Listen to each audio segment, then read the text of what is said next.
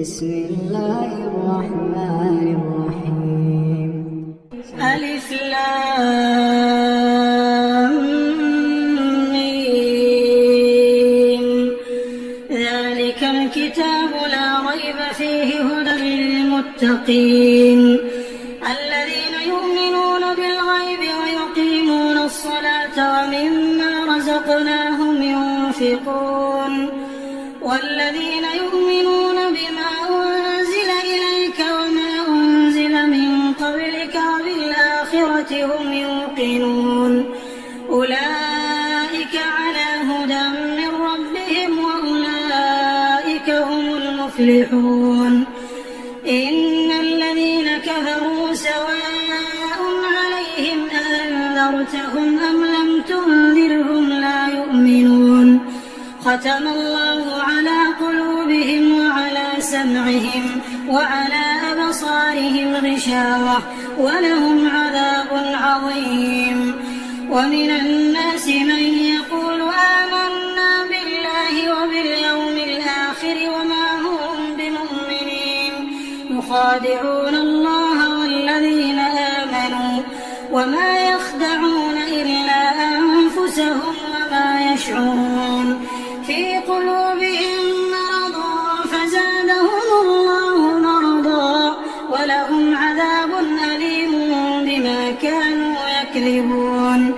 وإذا قيل لهم لا تفسدوا في الأرض قالوا إنما نحن مصلحون ألا إنهم هم المفسدون ولكن لا يشعرون. وإذا قيل لهم آمنوا كما آمن الناس قالوا أنؤمن كما آمن السفهاء ألا إنهم هم السفهاء ولكن لا يعلمون. وإذا لقوا الذين آمنوا قالوا آمنا وإذا خلوا إلى شياطينهم قالوا إنا معكم إنما نحن مستهزئون الله يستهزئ بهم ويمدهم في طغيانهم يعمهون. أولئك الذين اشتروا الضلالة بالهدى فما ربحت تجارتهم وما كانوا مهتدين. مثلهم كمثل الذي استوقد نارا فلما أضاءت ما حوله ذهب الله بنورهم وتركهم في ظلمات لا يبصرون صم بكم عمي فهم لا يرجعون. أو كصيب من السماء فيه ظلمات ورعد وبرق يجعلون أصابعهم في آذانهم من الصواعق حذر الموت والله محيط بالكافرين. يكاد البرق يخطف أبصارهم كلما أضاء لهم مشوا فيه وإذا أظلم عليهم قاموا ولو شاء الله لذهب بسمعهم وأبصارهم إن الله على كل شيء قدير. يا أيها الناس اعبدوا ربكم الذي خلقكم والذين من قبلكم لعلكم تتقون الذي جعل لكم الأرض فراشا والسماء بناء وأنزل من السماء ماء فأخرج به من الثمرات رزقا لكم فلا تجعلوا لله أندادا وأنتم تعلمون. وإن كنتم في ريب مما نزلنا على عبدنا فأتوا بسورة من مثله وادعوا شهداءكم من دون الله إن كنتم صادقين فإن لم تفعلوا ولن تفعلوا فاتقوا النار التي وقودها الناس والحجارة أعدت للكافرين. وبشر الذين آمنوا وعملوا الصالحات أن لهم جنات تجري من تحتها الأنهار كلما رزقوا منها من ثمرة رزقا قالوا هذا الذي رزقنا من قبل وأتوا به متشابها ولهم فيها أزواج مطهرة وهم فيها خالدون إن الله لا يستحي أن يضرب مثلا ما بعوضة فما فوقها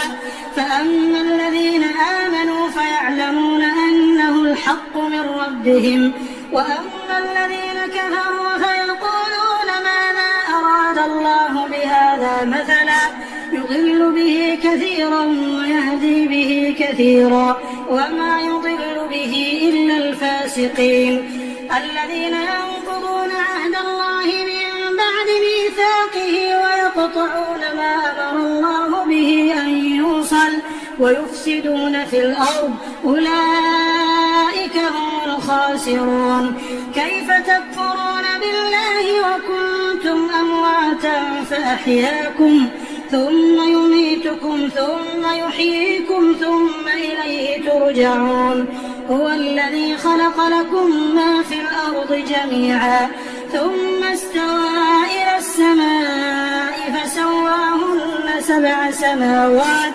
وهو بكل شيء عليم وإذ قال ربك للملائكة إني جاعل في الأرض خليفة قالوا أتجعل فيها من يفسد فيها ويسفك الدماء ونحن نسبح بحمدك ونقدس لك قال إني أعلم ما لا تعلمون وعلم آدم الأسماء كلها ثم عرضهم على الملائكة فقال أنبئوني بأسماء هؤلاء إن كنتم صادقين قالوا سبحانك لا علم لنا إلا ما علمتنا إنك أنت العليم الحكيم قال يا آدم أنبئهم بأسمائهم فلما أنبأهم بأسمائهم قال ألم أقل لكم إني أعلم غيب السماوات والأرض وأعلم ما تبدون وما كنتم تكتمون وإذ قلنا للملائكة اسجدوا لآدم فسجدوا إلا إبليس أبى واستكبر وكان من الكافرين وقلنا يا آدم اسكن أنت وزوجك الجنة وكلا منها رغدا حيث شئتما ولا تقربا هذه الشجرة فتكونا من الظالمين فأزلهما الشيطان عنها فأخرجهما مما كانا فيه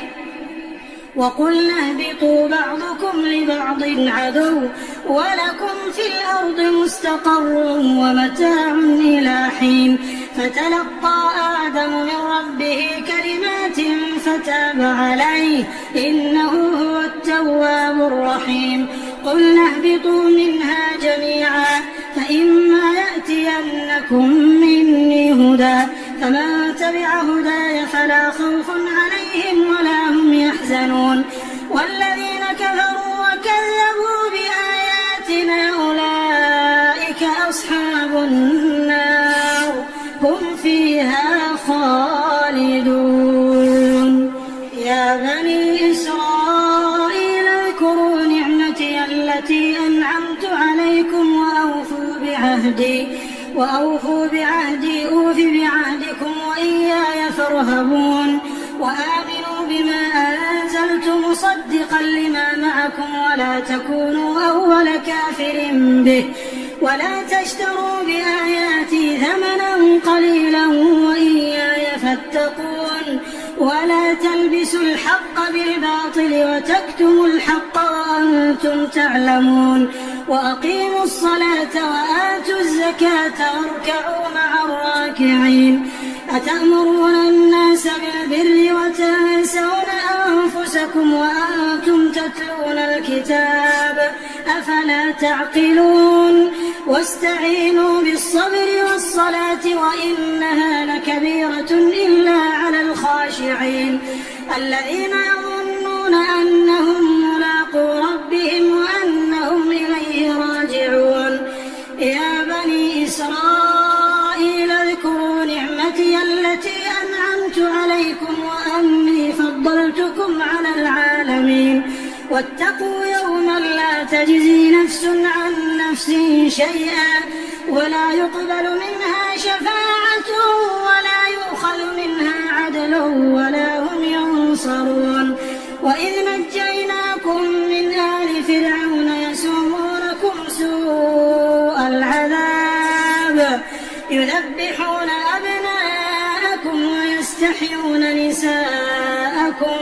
وفي ذلكم بلاء من ربكم عظيم.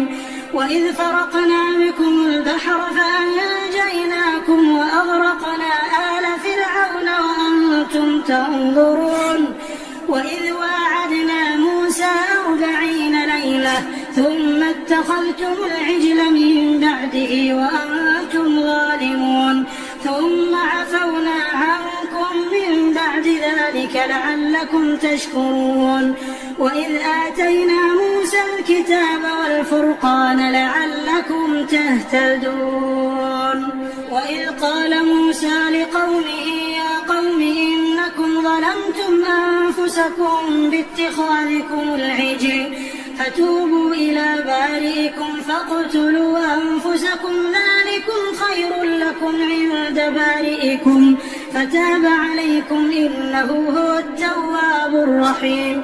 وإذ قلتم يا موسى لن نؤمن لك حتى نرى الله جهرة فأخذتكم الصاعقة وأنتم تنظرون ثم بعثناكم من بعد موتكم لعلكم تشكرون. وظللنا عليكم الغمام وأنزلنا عليكم المن والسلوى كلوا من طيبات ما رزقناكم وما ظلمونا ولكن كانوا أنفسهم يظلمون. وإذ قلنا ادخلوا هذه القرية فكلوا منها حيث شئتم رغدا وادخلوا الباب سجدا وقولوا حطة نغفر لكم خطاياكم وسنزيد المحسنين. فبدل الذين ظلموا قولا غير الذي قيل لهم فأنزلنا على الذين ظلموا رجزا من السماء بما كانوا يفسقون. وإذ استسقى موسى لقومه فقل اضرب بعصاك الحجر فانفجرت منه 12 عينا قد علم كل أناس مشربهم كلوا واشربوا من رزق الله ولا تعثوا في الأرض مفسدين. وإذ قلتم يا موسى لن نصبر على طعام واحد فادع لنا ربك يخرج لنا مما تنبت الأرض من بقلها وقثائها وفومها وعدسها وبصلها قال أتستبدلون الذي هو أدنى بالذي هو خير اهبطوا مصرا فإن لكم ما سألتم وضربت عليهم الذلة والمسكنة وباءوا بغضب من الله ذلك بأنهم كانوا يكفرون بآيات الله ويقتلون النبيين بغير الحق ذلك بما عصوا وكانوا يعتدون. إن الذين آمنوا والذين هادوا والنصارى والصابئين من آمن بالله واليوم الآخر وعمل صالحا فلهم أجرهم عند ربهم ولا خوف عليهم ولا هم يحزنون. وإذ أخذنا ميثاقكم ورفعنا فوقكم الطور خذوا ما آتيناكم بقوة واذكروا ما فيه لعلكم تتقون ثم توليتم من بعد ذلك فلولا فضل الله عليكم ورحمته لكنتم من الخاسرين. ولقد علمتم الذين اعتدوا منكم في السبت فقلنا خاسئين فجعلناها نكالا لما بين يديها وما خلفها وموعظة للمتقين. وإذ قال موسى لقومه إن الله يأمركم أن تذبحوا بقرة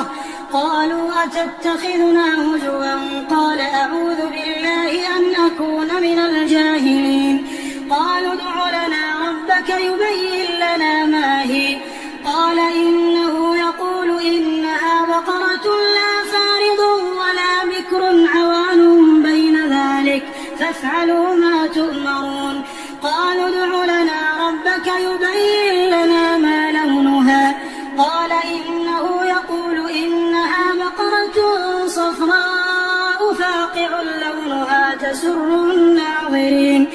قالوا ادع لنا ربك يبين لنا ما هي إن البقرة شابه علينا وإنا إن شاء الله لمهتدون. قال إنه يقول إنها بقرة لا ذلول تثير الأرض ولا تسقي الحرث مسلمة لا شية فيها. قالوا الآن جئت بالحق فذبحوها وما كادوا يفعلون. وإذ قتلتم نفسا فادارأتم فيها والله مخرج ما كنتم تكتمون. فقلنا اضربوه ببعضها كذلك يحيي الله الموتى ويريكم آياته لعلكم تعقلون. ثم قست قلوبكم من بعد ذلك فهي كالحجارة أو أشد قسوة وإن من الحجارة لما يتفجر منه الأنهار وإن منها لما يشقق فيخرج منه الماء وإن منها لما يهبط من خشية الله وما الله بغافل عما تعملون. أفتطمعون أن يؤمنوا لكم وقد كان فريق منهم يسمعون كلام الله ثم يحرفونه من بعد ما عقلوه وهم يعلمون. وإذا لقوا الذين آمنوا قالوا آمنا وإذا خلا بعضهم إلى بعض قالوا أتحدثونهم بما فتح الله عليكم ليحاجوكم به عند ربكم أفلا تعقلون. أولا يعلمون أن الله يعلم ما يسرون وما يعلنون. ومنهم أميون لا يعلمون الكتاب إلا أماني وإن هم إلا يظنون. فويل للذين يكتبون الكتاب بأيديهم ثم يقولون هذا من عند الله ليشتروا به ثمنا قليلا فويل لهم مما كتبت أيديهم وويل لهم مما يكسبون. وقالوا لن تمسنا النار إلا أياما معدودة قل أتخذتم عند الله عهدا فلن يخلف الله عهده أم تقولون على الله ما لا تعلمون. بلى من كسب سيئة وأحاطت به خطيئته فأولئك أصحاب النار هم فيها خالدون. والذين آمنوا وعملوا الصالحات أولئك أصحاب الجنة هم فيها خالدون. وإذ أخذنا ميثاق بني إسرائيل لا تعبدون إلا الله وبالوالدين إحسانا وذي القربى واليتامى والمساكين وقولوا للناس حسنا وأقيموا الصلاة وآتوا الزكاة ثم توليتم إلا قليلا منكم وأنتم معرضون. وإذ أخذنا ميثاقكم لا تسفكون دماءكم ولا أخرجوكم من دياركم ثم أقررتم وأنتم تشهدون ثم أنتم هؤلاء تقتلون أنفسكم وتخرجون فريقا منكم من ديارهم تظاهرون عليهم بالإثم والعدوان وإن يأتوكم أسارى تفادوهم وهو محرم عليكم إخراجهم أفتؤمنون ببعض الكتاب وتكفرون ببعض فما جزاء من يفعل ذلك منكم إلا خزي في الحياة الدنيا ويوم القيامة يردون إلى أشد العذاب وما الله بغافل عما تعملون أولئك الذين اشتروا الحياة الدنيا بالآخرة فلا يخفف عنهم العذاب ولا هم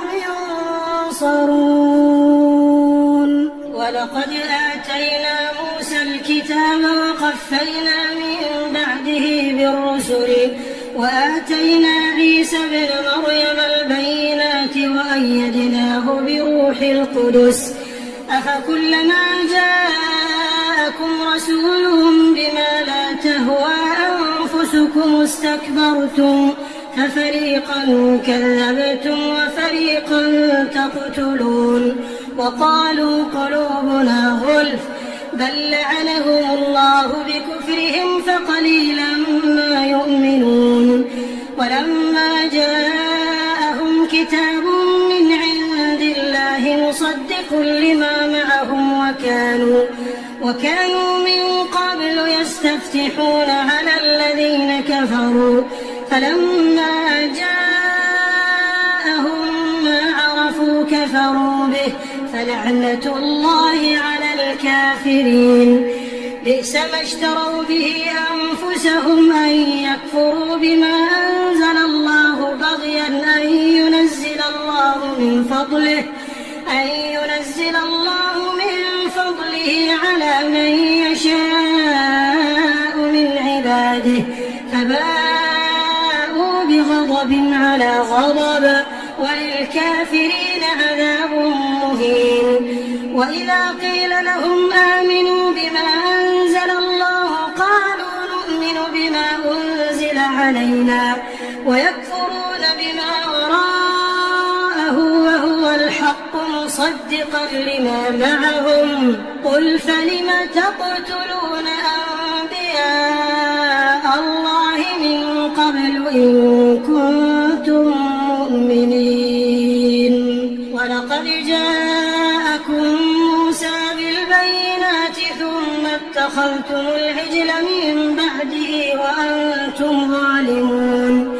وإذا أخذنا ميثاقكم ورفعنا فوقكم الطور خذوا ما آتيناكم بقوة واسمعوا قالوا سمعنا وعصينا وأشربوا في قلوبهم العجل بكفرهم قل بئس ما يأمركم به إيمانكم إن كنتم مؤمنين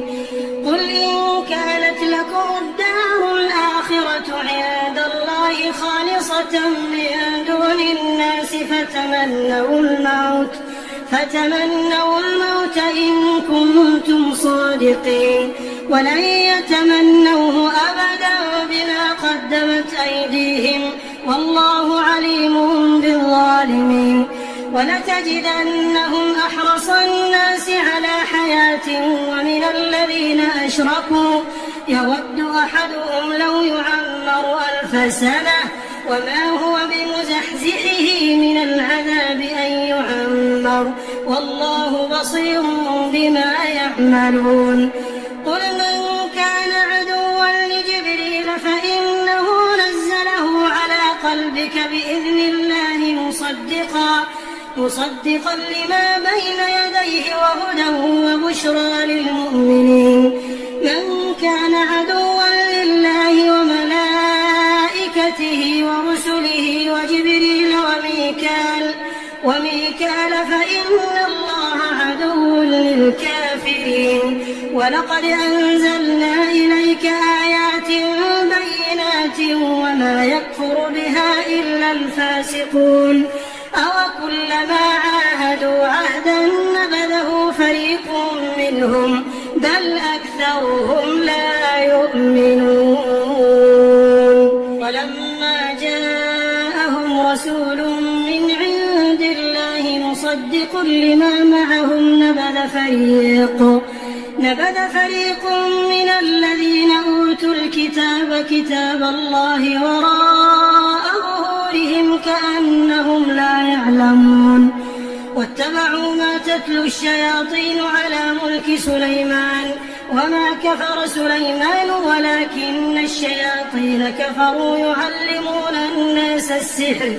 وما أنزل على الملكين ببابل هاروت وماروت وما يعلمان من أحد حتى يقولا إنما نحن فتنة فلا تكفر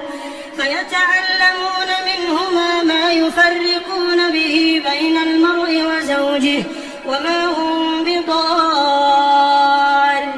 به من أحد إلا بإذن الله ويتعلمون ما يضرهم ولا ينفعهم ولقد علموا لمن اشتراه ما له في الآخرة من خلاق ولبئس ما شروا به أنفسهم لو كانوا يعلمون ولو أنهم آمنوا واتقوا لمثوبة من عند الله خير لو كانوا يعلمون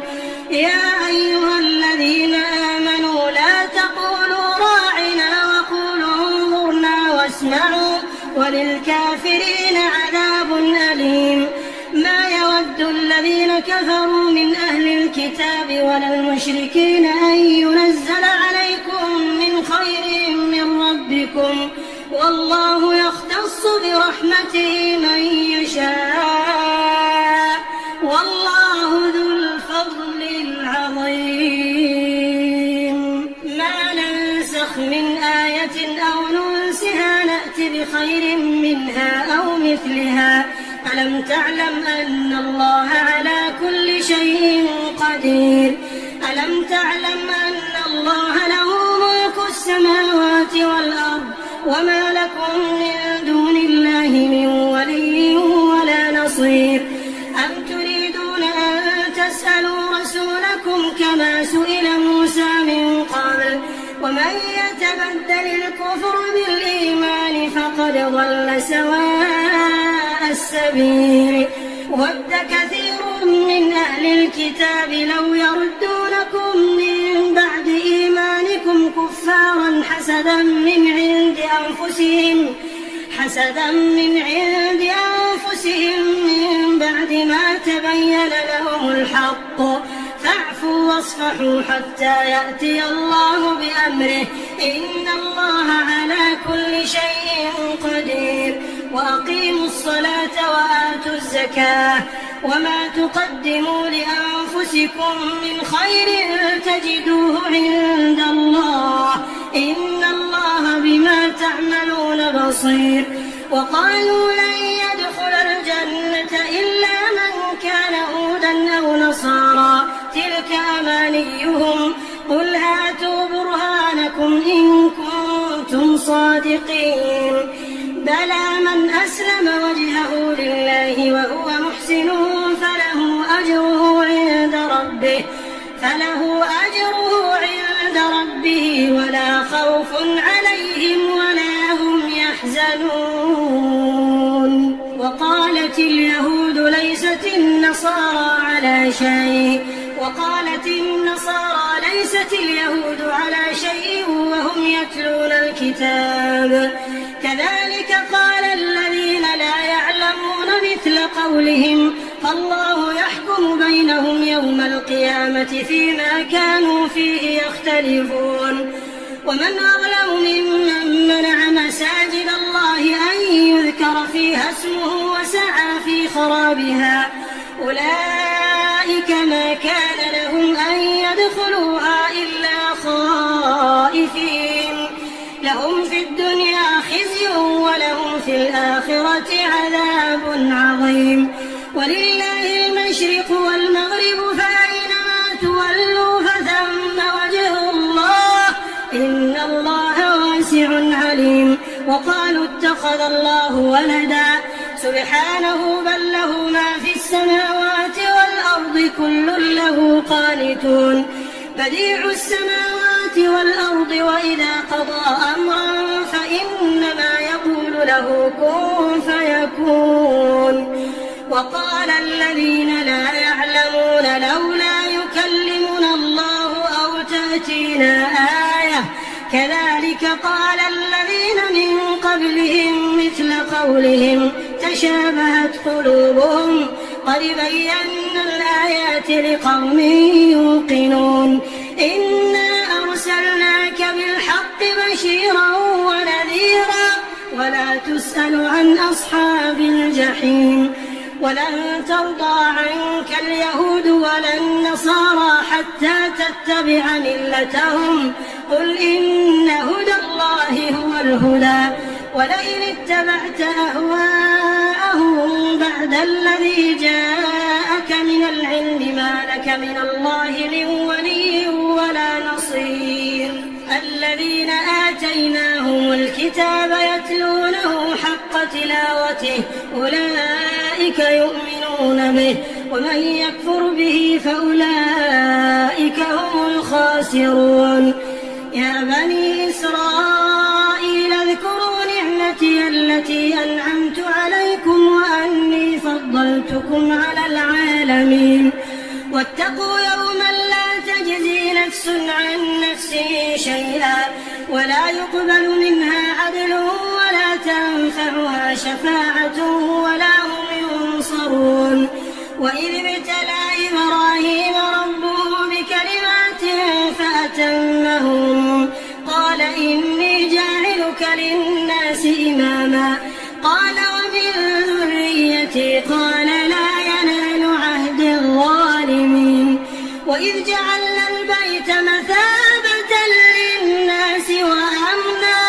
واتخذوا من مقام إبراهيم مصلى وعهدنا إلى إبراهيم وإسماعيل أن طهرا بيتي للطائفين والعاكفين والركع السجود. وإذ قال إبراهيم رب اجعل هذا بلدا آمنا وارزق أهله من الثمرات من آمن منهم بالله واليوم الآخر قال ومن كفر فأمتعه قليلا ثم أضطره إلى عذاب النار وبئس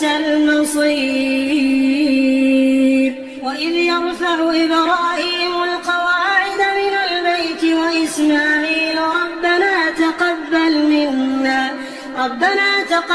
منا إنك أنت السميع العليم. ربنا واجعلنا مسلمين لك ومن ذريتنا أمة مسلمة لك وأرنا مناسكنا وتب علينا إنك أنت التواب الرحيم. ربنا وابعث فيهم رسولا منهم يتلو عليهم آياتك ويعلمهم الكتاب والحكمة ويزكيهم إنك أنت العزيز الحكيم. ومن يرغب عن ملة إبراهيم إلا من سفه نفسه ولقد اصطفيناه في الدنيا وإنه في الآخرة لمن الصالحين. إذ قال له ربه أسلم قال أسلمت لرب العالمين. ووصى بها إبراهيم بنيه ويعقوب يا بني إن الله اصطفى لكم الدين فلا تموتن إلا وأنتم مسلمون. أم كنتم شهداء إذ حضر يعقوب الموت إذ قال لبنيه ما تعبدون من بعدي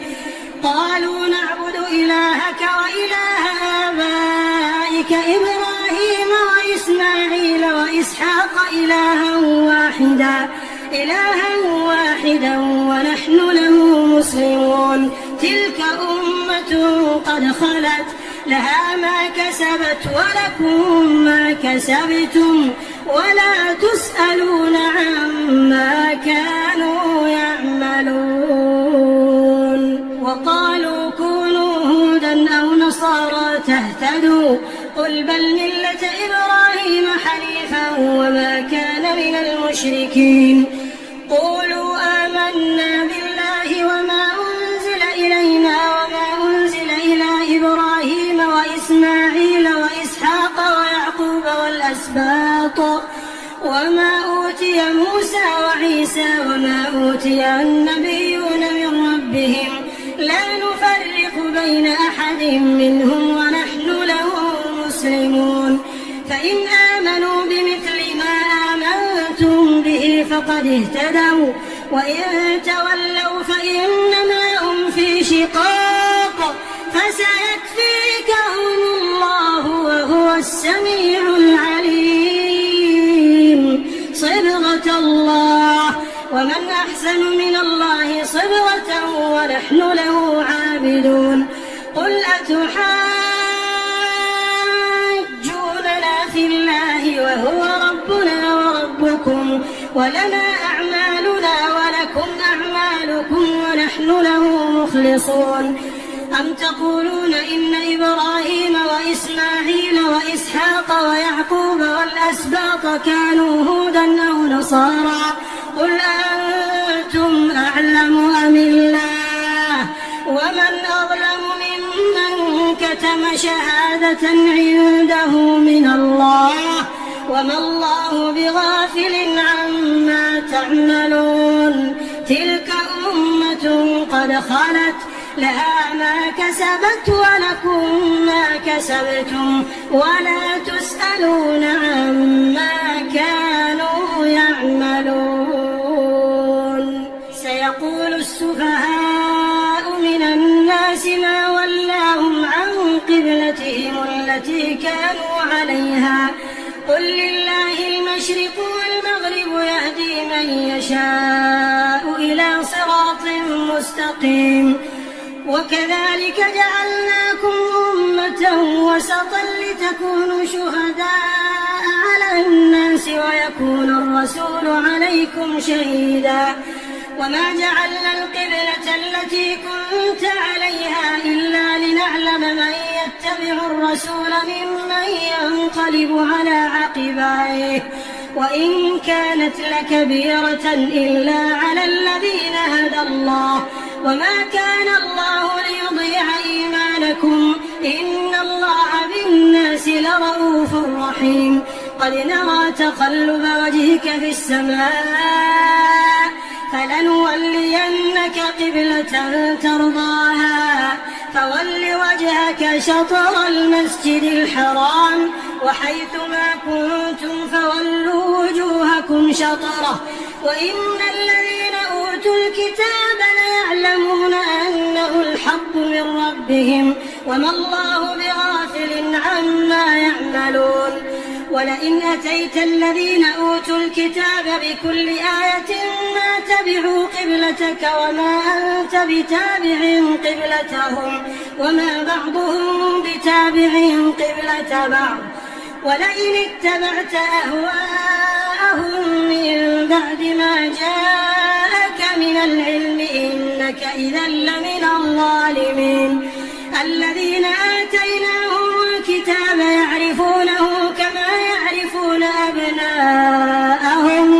وإن فريقا منهم ليكتمون الحق وهم يعلمون. الحق من ربك فلا تكونن من الممترين ولكل وجهة هو موليها فاستبقوا الخيرات أينما تكونوا يأت بكم الله جميعا إن الله على كل شيء قدير. ومن حيث خرجت فول وجهك شطر المسجد الحرام وإنه للحق من ربك وما الله بغافل عما تعملون. ومن حيث خرجت فول وجهك شطر المسجد الحرام وحيث ما كنتم فولوا وجوهكم شطره لئلا يكون للناس عليكم حجة إلا الذين ظلموا منهم فلا تخشوهم واخشوني ولأتم نعمتي عليكم ولعلكم تهتدون كما أرسلنا فيكم رسولا منكم يتلو عليكم آياتنا ويزكيكم ويعلمكم الكتاب والحكمة ويعلمكم ما لم تكونوا تعلمون فاذكروني أذكركم واشكروا لي ولا تكفرون يا أيها الذين آمنوا استعينوا بالصبر والصلاة إن الله مع الصابرين ولا تقولوا لمن يقتل في سبيل الله أموات بل أحياء ولكن لا تشعرون ولنبلونكم بشيء من الخوف والجوع ونقص من الأموال والأنفس والثمرات وبشر الصابرين الذين إذا أصابتهم مصيبة قالوا إنا لله وإنا إليه راجعون أولئك عليهم صلوات من ربهم ورحمة وأولئك هم المهتدون إن الصفا والمروة من شعائر الله فمن حج البيت أو اعتمر فلا جناح عليه أن يطوف بهما ومن تطوع خيرا فإن الله شاكر عليم إن الذين يكتمون ما أنزلنا من البينات والهدى من بعد ما بيناه للناس في الكتاب أولئك يلعنهم الله ويلعنهم اللاعنون إلا الذين تابوا وأصلحوا وبينوا فأولئك أتوب عليهم وأنا التواب الرحيم إن الذين كفروا وماتوا وهم كفار أولئك عليهم لعنة الله والملائكة والناس أجمعين خالدين فيها لا يخفف عنهم العذاب ولا هم ينظرون وإلهكم إله واحد لا إله إلا هو الرحمن الرحيم إن في خلق السماوات والأرض واختلاف الليل والنهار والفلك التي تجري في البحر بما ينفع الناس وما أنزل الله من السماء من ماء فأحيا به الأرض بعد موتها وبث فيها من كل دابة وتصريف الرياح والسحاب المسخر بين السماء والأرض لآيات لقوم يعقلون ومن الناس من يتخذ من دون الله أندادا يحبونهم كحب الله والذين آمنوا أشد حبا لله ولو يرى الذين ظلموا إذ يرون العذاب أن القوة لله جميعا وأن الله شديد العذاب إذ تبرأ الذين اتبعوا من الذين اتبعوا ورأوا العذاب وتقطعت بهم الأسباب وقال الذين اتبعوا لو أن لنا كرة فنتبرأ منهم كما تبرأوا منا كذلك يريهم الله أعمالهم حسرات عليهم وما هم بخارجين من النار يا أيها الناس كلوا مما في الأرض حلالا طيبا ولا تتبعوا خطوات الشيطان إنه لكم عدو مبين إنما يأمركم بالسوء والفحشاء وأن تقولوا على الله ما لا تعلمون. وإذا قيل لهم اتبعوا ما أنزل الله قالوا بل نتبع ما ألفينا عليه آباءنا أولو كان آباؤهم لا يعقلون شيئا ولا يهتدون. ومثل الذين كفروا كمثل الذي ينعق بما لا يسمع إلا دعاء ونداء صم بكم عمي فهم لا يعقلون. يا أيها الذين آمنوا كلوا من طيبات ما رزقناكم واشكروا لله إن كنتم إياه تعبدون. إنما حرم عليكم الميتة والدم ولحم الخنزير وما أهل به لغير الله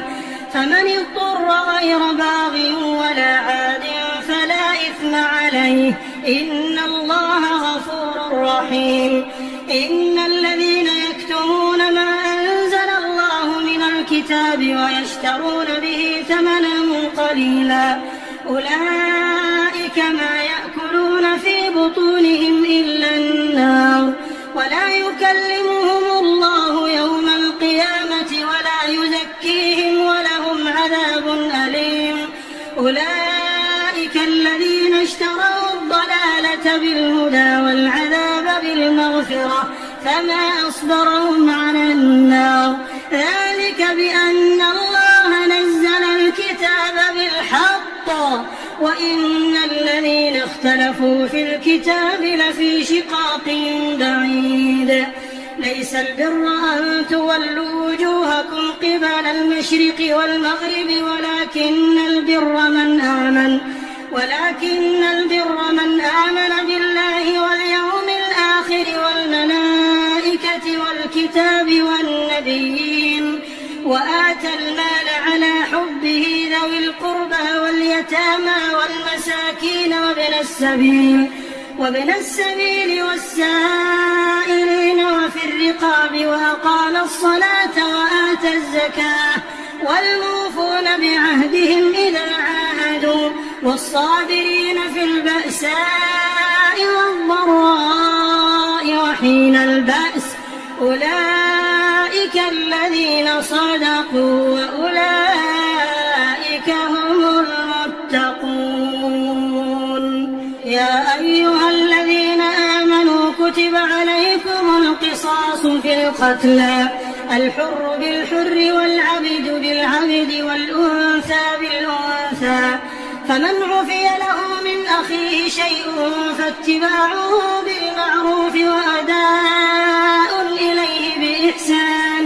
ذلك تخفيف من ربكم ورحمة فمن اعتدى بعد ذلك فله عذاب أليم. ولكم في القصاص حياة يا أولي الألباب لعلكم تتقون. كتب عليكم إذا حضر أحدكم الموت إن ترك خيرا الوصية للوالدين والأقربين بالمعروف حقا على المتقين فمن بدله بعدما سمعه فإنما إثمه على الذين يبدلونه إن الله سميع عليم. فمن خاف من موص جنفا أو إثما فأصلح بينهم فلا إثم عليه إن الله غفور رحيم.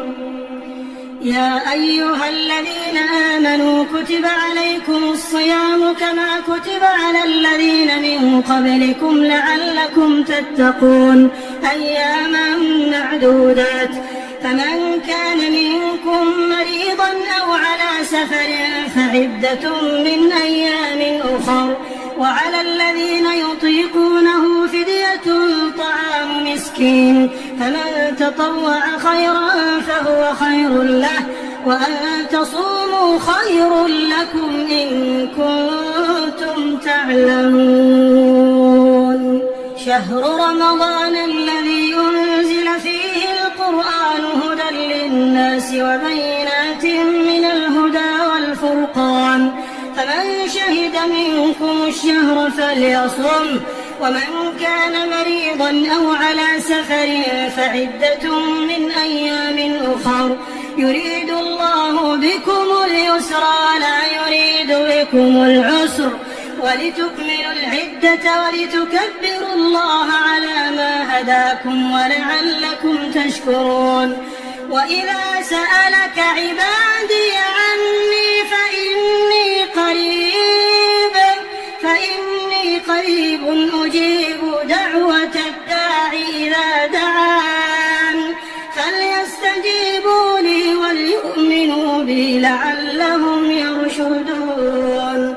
أحل لكم ليلة الصيام الرفث إلى نسائكم هن لباس لكم وأنتم لباس لهن، علم الله أنكم كنتم تختانون أنفسكم فتاب عليكم وعفى عنكم، فالآن باشروهن وابتغوا ما كتب الله لكم، وكلوا واشربوا حتى يتبين لكم الخيط الأبيض من الخيط الأسود من الفجر، ثم أتموا الصيام إلى الليل، ولا تباشروهن وأنتم عاكفون في المساجد،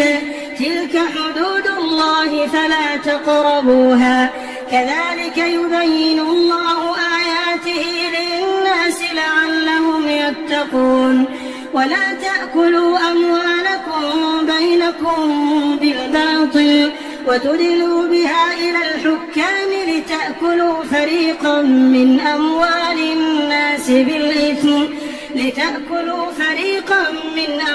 الناس بالإثم وأنتم تعلمون. يسألونك عن الأهلة قل هي مواقيت للناس والحج، وليس البر بأن تأتوا البيوت من ظهورها ولكن البر من اتقى، وأتوا البيوت من أبوابها، واتقوا الله لعلكم تفلحون. وقاتلوا في سبيل الله الذين يقاتلونكم ولا تعتدوا إن الله لا يحب المعتدين. وقتلوهم حيث ثقفتموهم وأخرجوهم من حيث أخرجوكم، والفتنة أشد من القتل، ولا تقاتلوهم عند المسجد الحرام حتى يقاتلوكم فيه، فإن قاتلوكم فاقتلوهم، كذلك جزاء الكافرين. فإن انتهوا فإن الله غفور رحيم. وقاتلوهم حتى لا تكون فتنة ويكون الدين لله،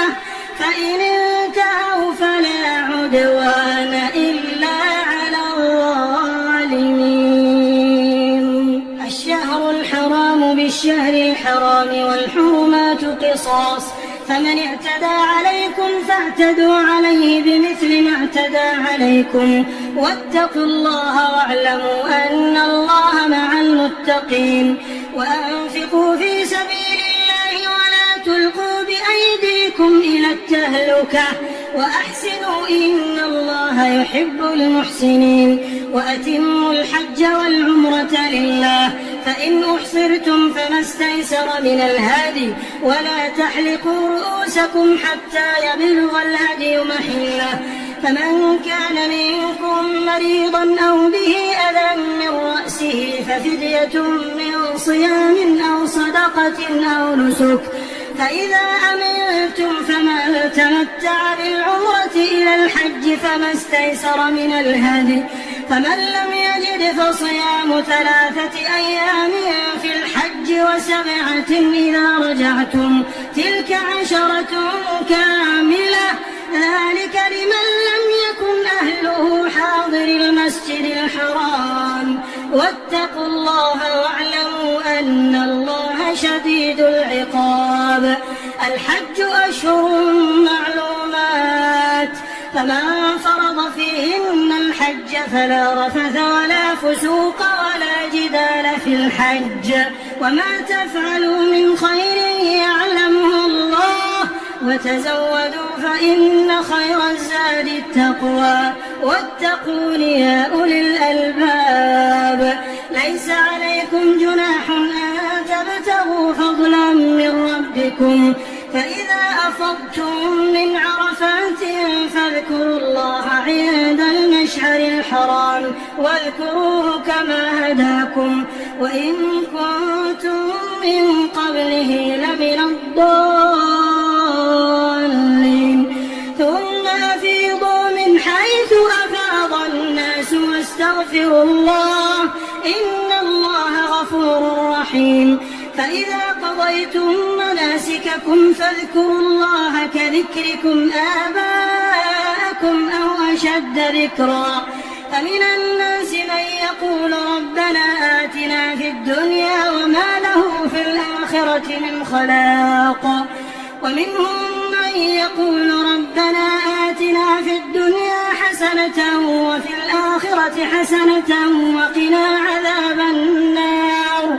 أولئك لهم نصيب مما كسبوا والله سريع الحساب واذكروا الله في أيام معدودات فمن تعجل في يومين فلا إثم عليه ومن تأخر فلا إثم عليه لمن اتقى واتقوا الله واعلموا أنكم إليه تحشرون ومن الناس من يعجبك قوله في الحياة الدنيا ويشهد الله على ما في قلبه وهو ألد الخصام وإذا تولى سعى في الأرض ليفسد فيها ويهلك الحرث والنسل والله لا يحب الفساد وإذا قيل له اتق الله أخذته العزة بالإثم فحسبه جهنم ولبئس المهاد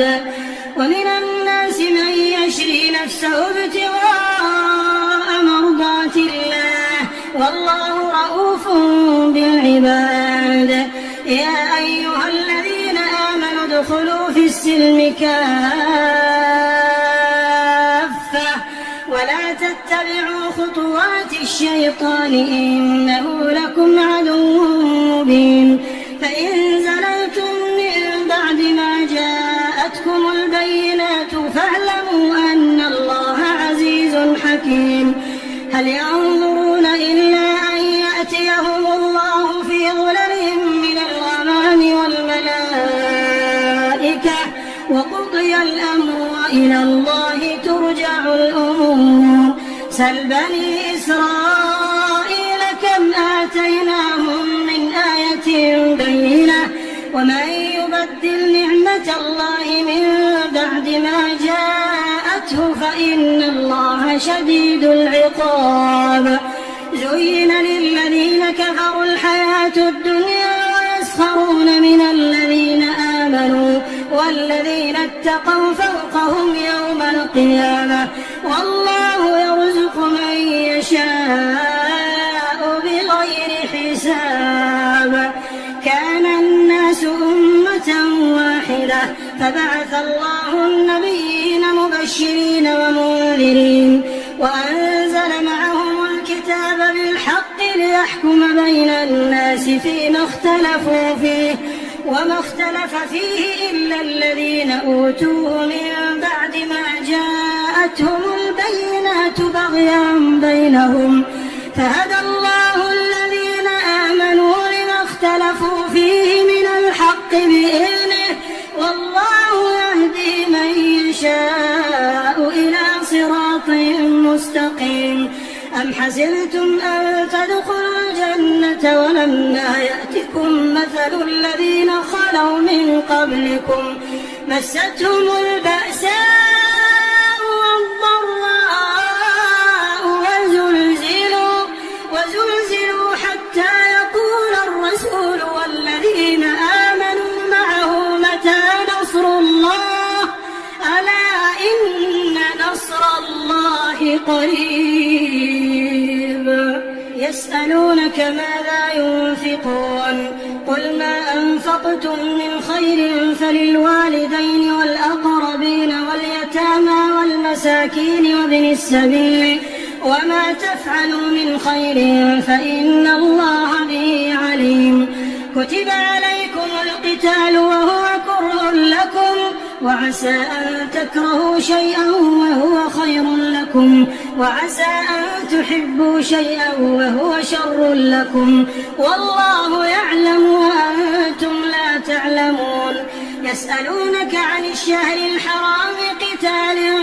فيه قل قتال فيه كبير وصد عن سبيل الله وكفر به والمسجد الحرام وإخراج أهله منه أكبر عند الله والفتنة أكبر من القتل ولا يزالون يقاتلونكم حتى يردوكم عن دينكم إن استطاعوا ومن يرتد منكم عن دينه فيمت وهو كافر فأولئك حبطت أعمالهم في الدنيا والآخرة وأولئك أصحاب النار هم فيها خالدون إن الذين آمنوا والذين هاجروا وجاهدوا في سبيل الله أولئك يرجون رحمة الله والله غفور رحيم يسألونك عن الخمر والميسر قل فيهما إثم كبير ومنافع للناس وإثمهما أكبر من نفعهما ويسألونك ماذا ينفقون قل العفو كذلك يبين الله لكم الآيات لعلكم تتفكرون في الدنيا والآخرة ويسألونك عن اليتامى قل إصلاح لهم خير وإن تخالطوهم فإخوانكم والله يعلم المفسد من المصلح ولو شاء الله لأعنتكم إن الله عزيز حكيم ولا تنكحوا المشركات حتى يؤمنوا ولأمة مؤمنة خير من مشركة ولو أعجبتكم ولا تنكحوا المشركين حتى يؤمنوا ولعبد مؤمن خير من مشرك ولو أعجبكم أولئك يدعون إلى النار والله يدعو إلى الجنة والمغفرة بإذنه ويبين آياته للناس لعلهم يتذكرون ويسألونك عن المحيض قل هو أذى فاعتزلوا النساء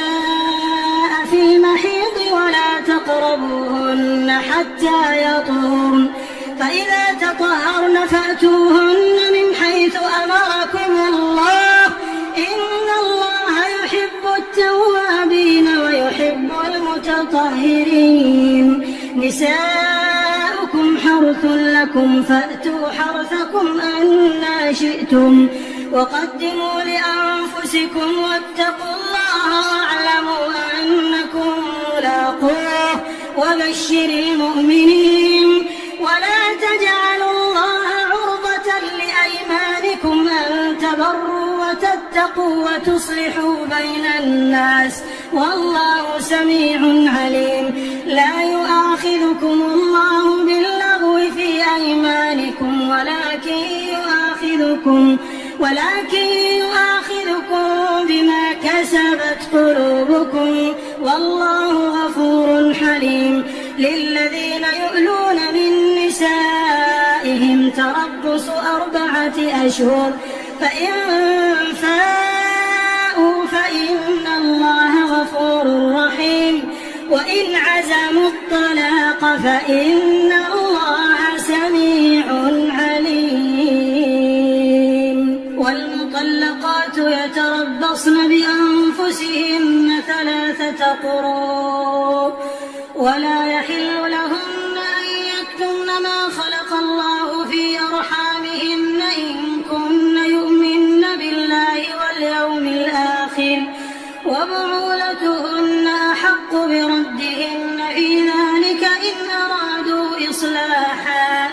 ولهن مثل الذي عليهن بالمعروف وللرجال عليهن درجة والله عزيز حكيم.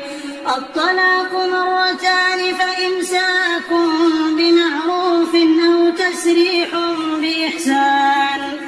ولا يحل لكم أن تأخذوا مما آتيتموهن شيئا إلا أن يخافا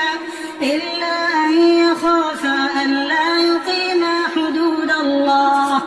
فإن خفتم ألا يقيما حدود الله فلا جناح عليهما فيما افتدت به، تلك حدود الله فلا تعتدوها، ومن يتعد حدود الله فأولئك هم الظالمون. فإن طلقها فلا تحل له من بعد حتى تنكح زوجا غيره،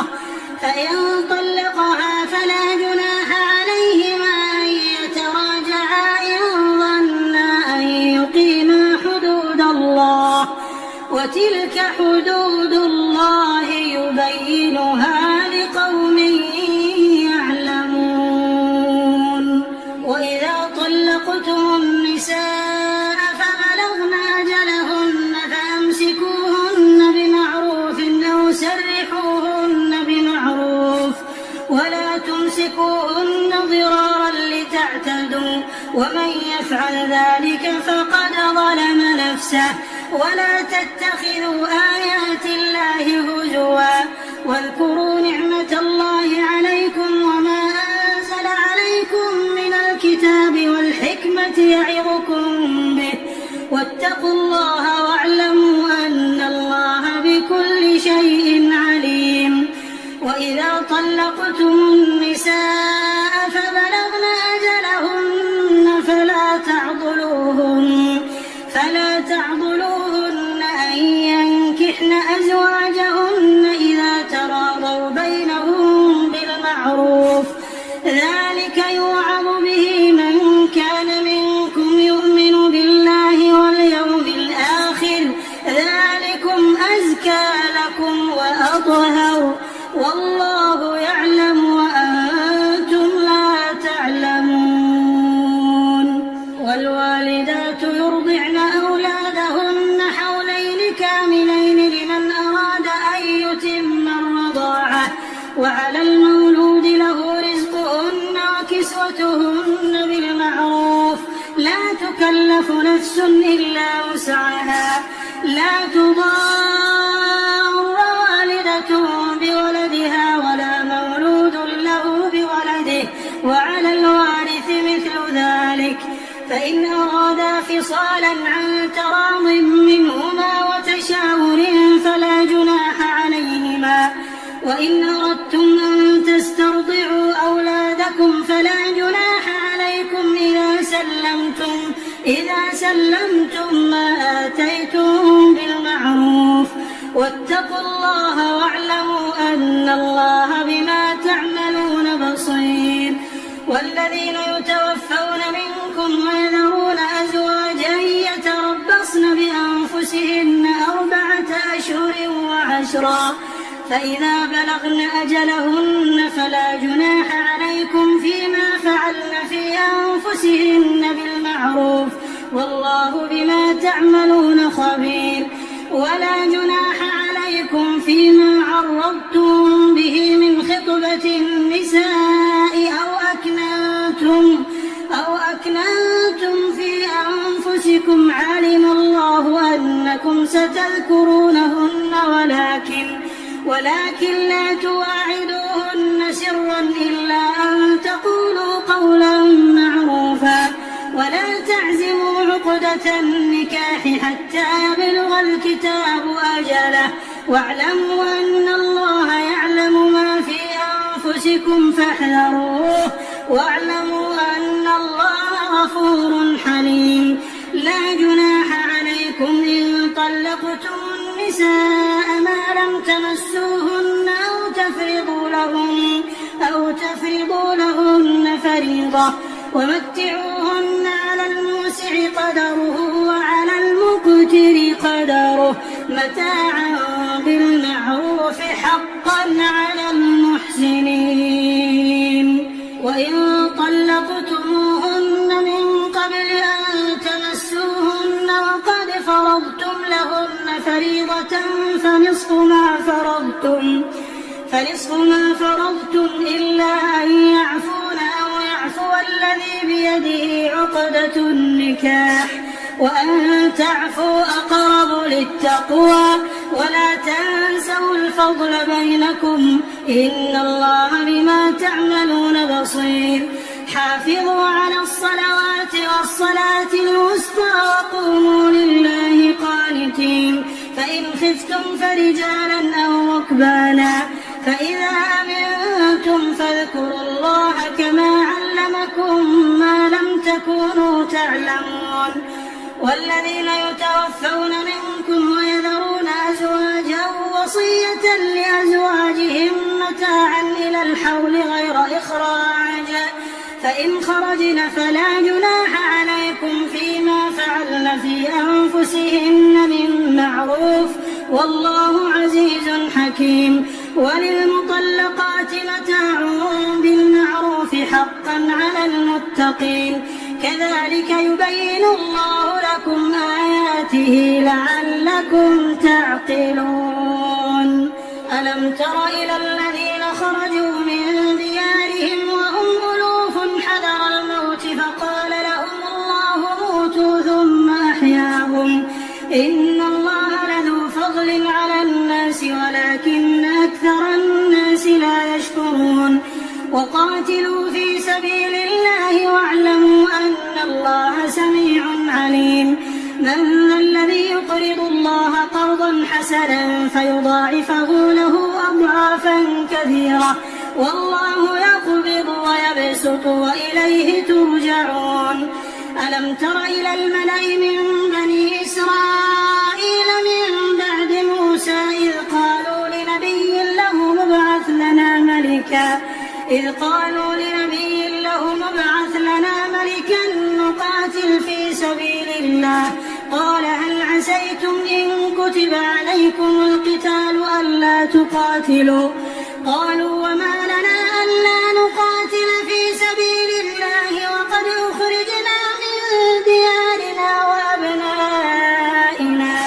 فلما كتب عليهم القتال تولوا إلا قليلا منهم والله عليم بالظالمين. وقال لهم نبيهم إن الله قد بعث لكم طالوت ملكا قالوا أنى يكون له الملك علينا ونحن أحق بالملك منه ولم يؤت سعة من المال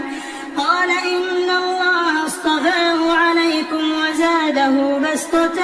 في العلم والجسم والله يؤتي ملكه من يشاء والله واسع عليم. وقال لهم نبيهم إن آية ملكه أن يأتيكم التابوت فيه سكينة من ربكم وبقية مما ترك آل موسى وآل هارون تحمله الملائكة إن في ذلك لآية لكم إن كنتم مؤمنين. فلما فصل طالوت بالجنود قال إن الله مبتليكم بنهر فمن شرب منه فليس مني ومن لم يطعمه فإنه مني إلا من اغترف غرفة بيده فشربوا منه إلا قليلا منهم فلما جاوزه هو والذين آمنوا معه قالوا لا طاقة لنا اليوم بجالوت وجنوده قال الذين يظنون أنهم ملاقو الله كم من فئة قليلة غلبت فئة كثيرة بإذن الله والله مع الصابرين. ولما برزوا لجالوت وجنوده قالوا ربنا أفرغ علينا صبرا وثبت أقدامنا فانصرنا على القوم الكافرين فهزموهم بإذن الله. وقتل داود جالوت وآتاه الله الملك والحكمة وعلمه مما يشاء ولولا دفع الله الناس بعضهم ببعض لفسدت الأرض ولكن الله ذو فضل على العالمين. تلك آيات الله نتلوها عليك بالحق وإنك لمن المرسلين. تلك الرسل فضلنا بعضهم على بعض منهم من كلم الله ورفع بعضهم درجات وآتينا عيسى ابن مريم البينات وأيدناه بروح القدس ولو شاء الله ما اقتتل الذين من بعدهم من بعد ما جاءتهم البينات ولكن اختلفوا فمنهم من آمن ومنهم من كفر ولو شاء الله ما اقتتلوا ولكن الله يفعل ما يريد. يا أيها الذين آمنوا أنفقوا مما رزقناكم من قبل أن يأتي يوم لا بيع فيه ولا خلة ولا شفاعة والكافرون هم الظالمون. الله لا إله إلا هو الحي القيوم لا تأخذه سنة ولا نوم له ما في السماوات وما في الأرض. من ذا الذي يشفع عنده إلا بإذنه يعلم ما بين أيديهم وما خلفهم ولا يحيطون بشيء من علمه إلا بما شاء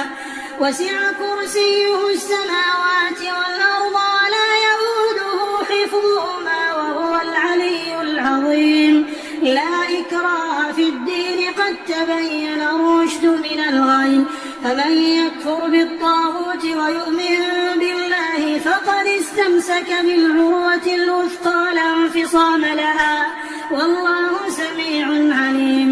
الله ولي الذين آمنوا يخرجهم من الظلمات إلى النور والذين كفروا أولياؤهم الطاغوت يخرجونهم من النور إلى الظلمات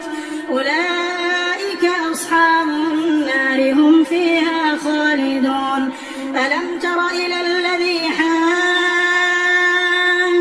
إبراهيم في ربه أن آتاه الله الملك إذ قال إبراهيم ربي الذي يحيي ويميت قال أنا أحيي وأميت قال إبراهيم فإن الله يأتي بالشمس من المشرق فأت بها من المغرب فبهت الذي كفر والله لا يهدي القوم الظالمين.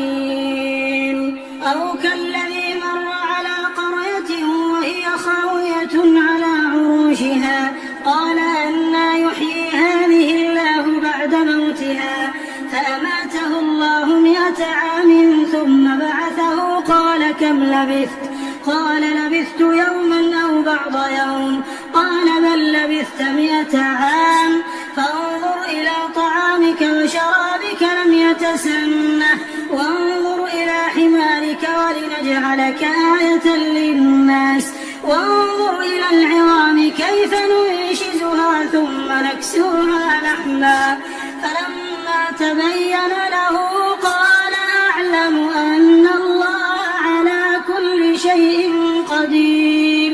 وإذ قال إبراهيم رب أرني كيف تحيي الموتى قال أولم تؤمن قال بلى ولكن ليطمئن قلبي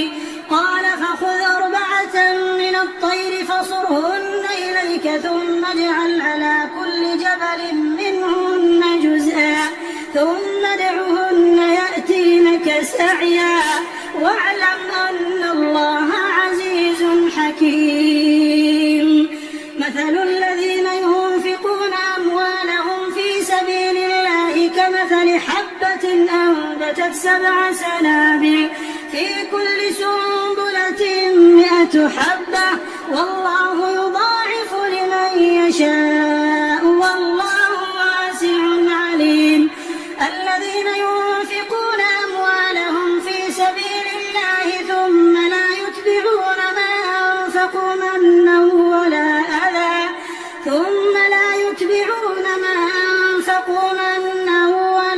أذى لهم أجرهم عند ربهم ولا خوف عليهم ولا هم يحزنون. قول معروف ومغفرة خير من صدقة يتبعها أذى والله غني حليم.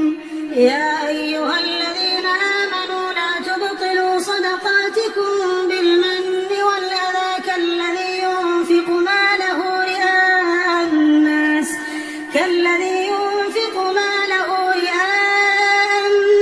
ولا يؤمن بالله واليوم الآخر فمثله كمثل صفوان عليه تراب فأصابه وابل فتركه صلدا لا يقدرون على شيء مما كسبوا والله لا يهدي القوم الكافرين. ومثل الذين ينفقون أموالهم ابتغاء مرضات الله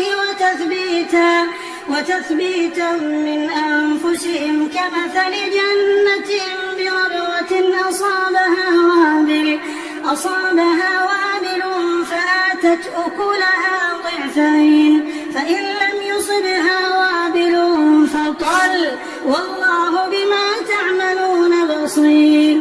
أيود أحدكم أن تكون له جنة من نخيل وأعناب تجري من تحتها الأنهار له فيها من كل الثمرات وأصابه الكبر وله ذرية ضعفاء فأصابها إعصار فيه نار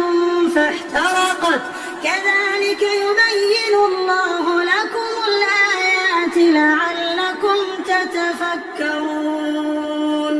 يا أيها الذين آمنوا أنفقوا من طيبات ما كسبتم ومما أخرجنا لكم من الأرض ولا تيمموا الخبيث منه تنفقون ولستم بآخذيه إلا أن تغمضوا فيه واعلموا أن الله غني حميد. الشيطان يعدكم الفقر ويأمركم بالفحشاء والله يعدكم مغفرة منه وفضلا والله واسع عليم. يؤتي الحكمة من يشاء ومن يؤت الحكمة فقد أوتي خيرا كثيرا وما يذكر إلا أولو الألباب. وما أنفقتم من نفقة أو نذرتم من نذر فإن الله يعلمه وما للظالمين من أنصار. إن تبدوا الصدقات فنعما هي وإن تخفوها وتؤتوها الفقراء فهو خير لكم ويكفر عنكم من سيئاتكم والله بما تعملون خبير. ليس عليك هداهم ولكن الله يهدي من يشاء وما تنفقوا من خير فلأنفسكم وما تنفقون إلا ابتغاء وجه الله وما تنفقوا من خير يوفى إليكم وأنتم لا تظلمون. للفقراء الذين أحصروا في سبيل الله لا يستطيعون ضربا في الأرض يحسبهم الجاهل أغنياء من التعفف تعرفهم بسيماهم لا يسألون الناس إلحافا وما تنفقوا من خير فإن الله به عليم. الذين ينفقون أموالهم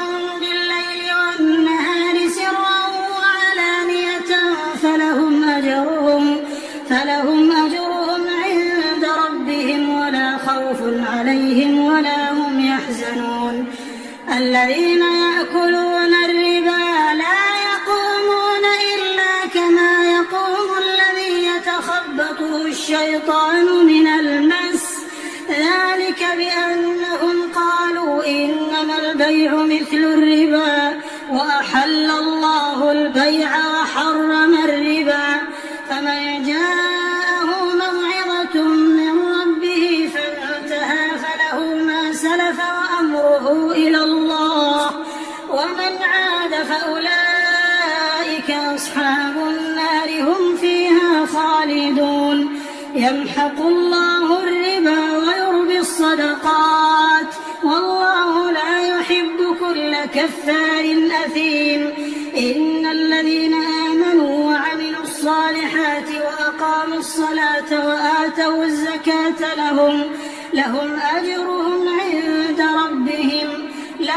أجرهم عند ربهم ولا خوف عليهم ولا هم يحزنون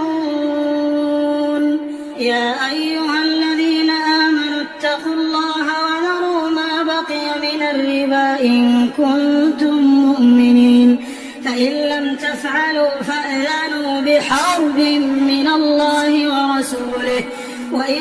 تبتم فلكم رؤوس أموالكم لا تظلمون ولا تظلمون وإن كان ذو عسرة فنظرة إلى ميسرة وأن تصدقوا خير لكم إن كنتم تعلمون واتقوا يوما ترجعون فيه إلى الله ثم توفى كل نفس ما كسبت وهم لا يظلمون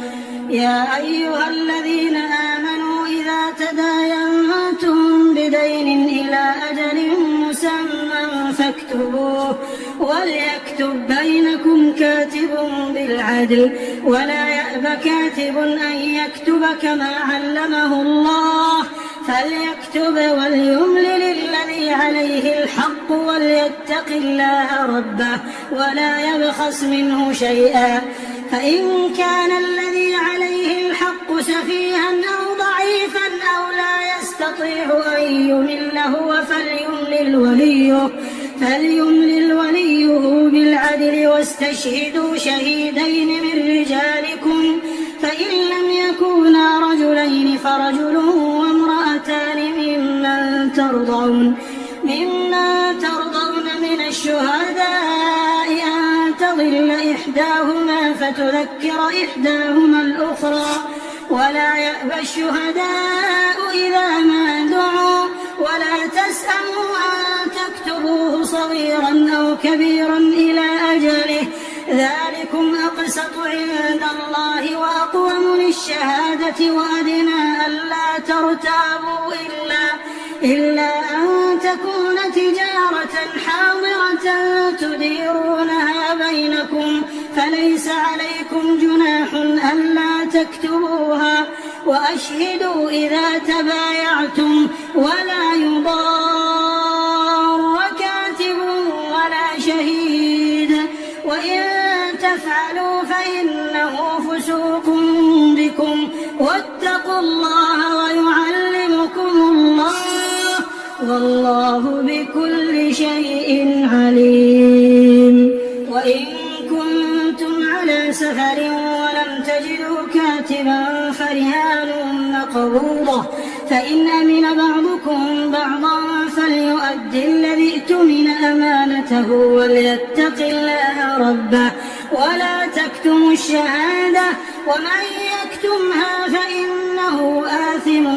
قلبه والله بما تعملون عليم لله ما في السماوات وما في الأرض وإن تبدوا ما في أنفسكم أو تخفوه يحاسبكم به الله فيغفر لمن يشاء ويعذب من يشاء والله على كل شيء قدير آمن الرسول بما أنزل إليه من ربه والمؤمنون كل آمن بالله وملائكته وكتبه ورسله لا نفرق بين أحد من رسله وقالوا سمعنا وأطعنا غفرانك ربنا